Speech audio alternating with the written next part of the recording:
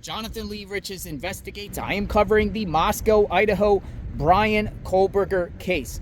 I wonder what life is for Bryan Kohberger behind bars. What is his jail life like? I'm currently at a jail facility, a county jail facility. Bryan Kohberger in the Latah County Jail. What do inmates go through while they sit in jail waiting for their day in court? What do you think their routine is? Like, for instance, Bryan Kohberger, it is known with his particular case that he is currently in a isolated unit away from the other inmates, down at the bottom of the courthouse in Latah County. But what do you think his routine is every day? What do you think he does every day? I ask that because jails suck. Jails suck most of the time. It's a constant routine, and it's every single day the same routine. Most jails feed you 3 meals a day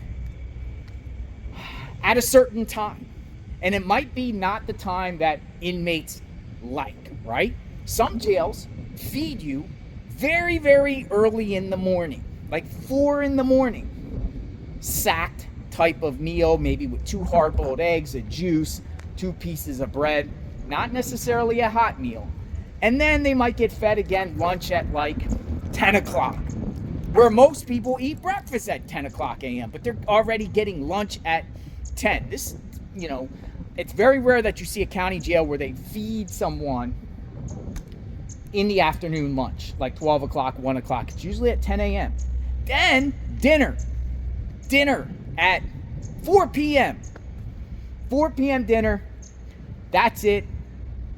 Nothing else for another 12 hours. Do you think Bryan Kohberger's getting commissary? Wonder what the commissary is like. Does Bryan Kohberger get access to the prison law library? Is there a law library in the Latah County Jail? Is there an actual regular library? What about recreation? Is he doing any recreation while he's in jail? A lot of people are always curious about what goes on in jail. I actually have a report here. What routine do inmates follow during the day while they are in jail? Most jails, inmates follow a routine during the day. This may include getting up early, eating breakfast, spending the day in their cells. In some cases, inmates may be allowed to go to the library or recreation yard.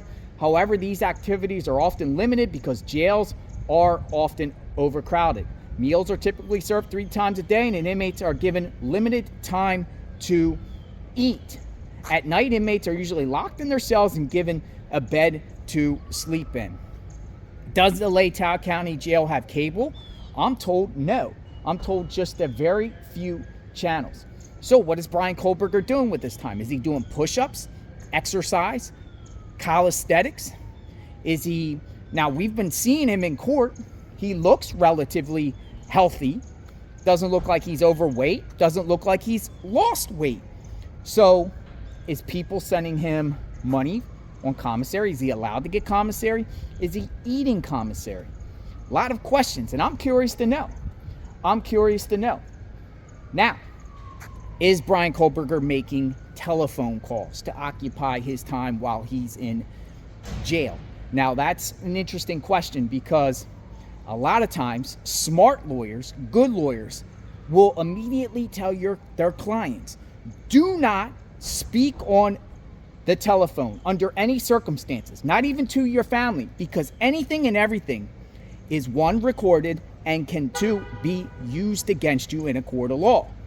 It is yet to be determined whether Bryan Kohberger is actually on the phone or not, because rest assured, most inmates who intend to go to trial, that's type of evidence prosecutors look at, right?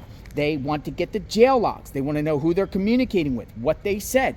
Anything that could be possibly incriminating where the defendant says something on the phone. And usually, prosecutors don't necessarily care about that if the client intends to plead guilty, because if you're pleading guilty, you're pleading guilty. But in Bryan Kohberger's case, at this time, he plans to go to trial. right? So I'm wondering if he said anything on the phone that will ever come out. And, you know, Ann Taylor seems smart. I don't necessarily think they're good lawyers, but I think they're smart enough to tell Bryan Kohberger, stay off that phone. Don't talk on the phone. What about letter writing? Well, that's the same in jail because you have no expectation of privacy in jail when it comes to letters, even with the phone, right? The jail most likely is reading and copying, and they can legally do that, everything and anything that comes into the jail for Kohberger and everything that goes out. I'm assuming, based off what I've been seeing online with the Kohberger fangirls, girls out there that seem like they're writing Kohberger, I'm assuming Bryan Kohberger is getting mail, right? And I'm assuming that it's fair to say that the Lake Tahoe County Sheriff's Office is copying all that mail and giving it to the prosecutor. So the prosecutor actually most likely knows who Bryan Kohberger is communicating with while he's behind bars, if at all. Ann Taylor might tell him, whatever mail you get, do not respond back, because anything and everything could be used against you and it'll be recorded.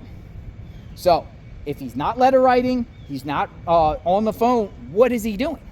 Has he found religion? A lot of times in the county jails, they'll have a one time a week, maybe twice a week, a chaplain or whatever type of religion you are, a religious personnel, somebody from the outside come in. Sometimes the jail has their own jail chaplain. Is Bryan Kohberger repenting or taking in any type of religion while he's in jail, to occupy his time? Other than that, what else are you going to do? Some jails don't even have TVs. It's unclear whether Bryan Kohberger actually has a TV or not. Now, I want to show you something about when Bryan Kohberger goes to court, because some inmates can't wait to get out of jail. The inmates that can't make bail look forward to going to court because that is their only opportunity for them to actually get out of their jail cell. Check it out. So I will also add that most prisoners who are in county jails that go to court, they usually arrive to the courthouse in a prison transport type van, like one of these things with you see like cages inside the van.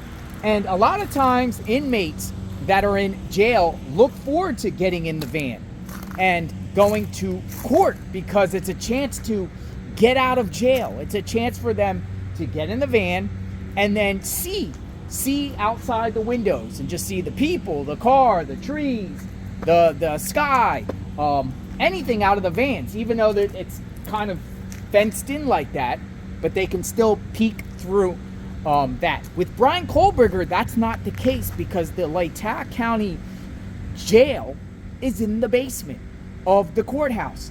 So when Bryan goes to court, he doesn't have to get into one of these type of vans to get transported to court. He can just go up right through the basement, up the steps into the courtroom, and he doesn't get a chance to go out. So I wonder if he dreads that, or is that a convenience for him? Because some people also dread going into these types of vans when they go to court. Some people are like, oh man, I got to get up early, I got to get dressed, I got to get shackled and go through all this, a van full of people, a bunch of inmates, because a lot of times when inmates get transported to court, to and from court, it's usually a group, right?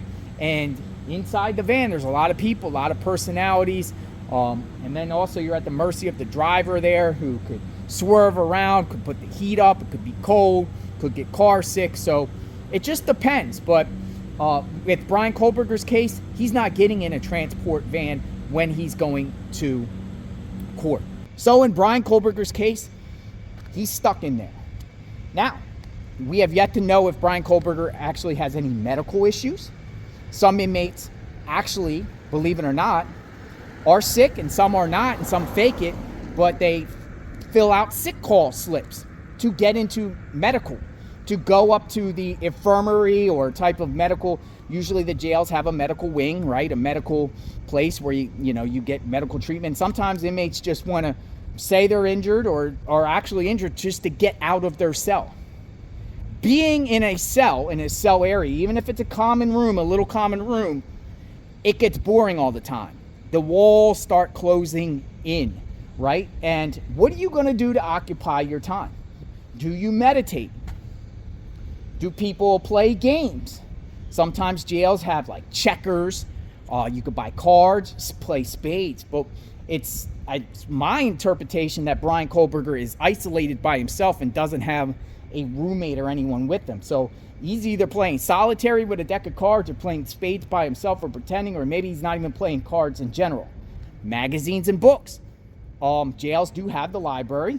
Usually the books are old-time westerns and cheap and ripped out pages and whatnot. So it's quite possible that Bryan Kohberger is just reading.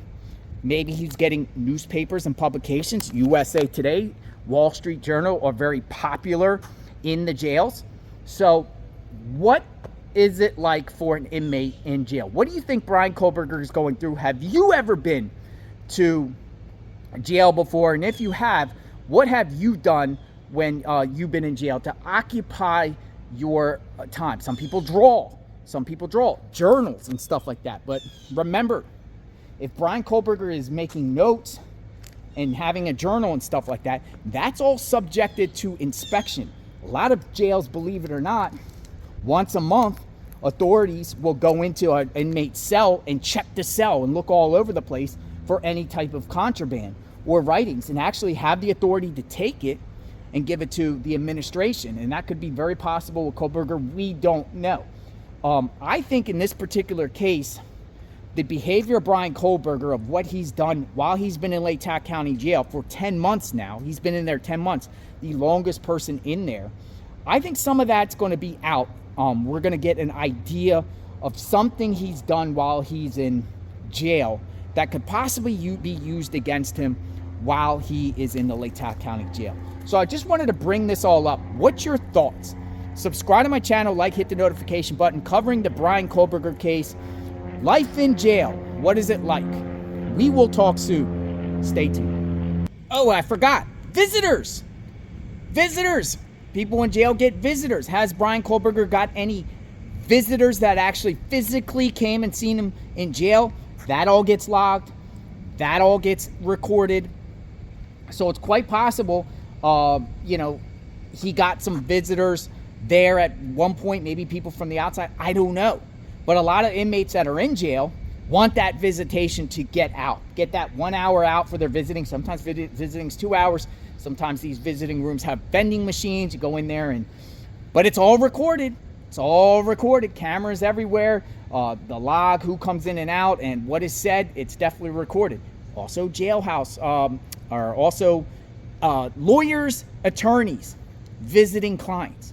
Now, that's not supposed to be recorded, though it's been heard before in the past that the jail facilities actually record attorney-client privilege, which is unconstitutional. Richard Allen, that's a case. Richard Allen is in Westville, in Indiana State Prison. He's been recorded speaking to his attorneys. But some inmates look forward to those legal visits from their attorneys just to get out of their cell, just to get away. Jobs. Forgot about jobs too. Some inmates want to work in the canteen or, the commissary, want to work in the factory, laundry, cleaning up the units. Jobs just to get out. Is Bryan Kohberger getting access to a mop and bucket? Other than that, recreation. What's left? What else have I missed? Did I miss anything?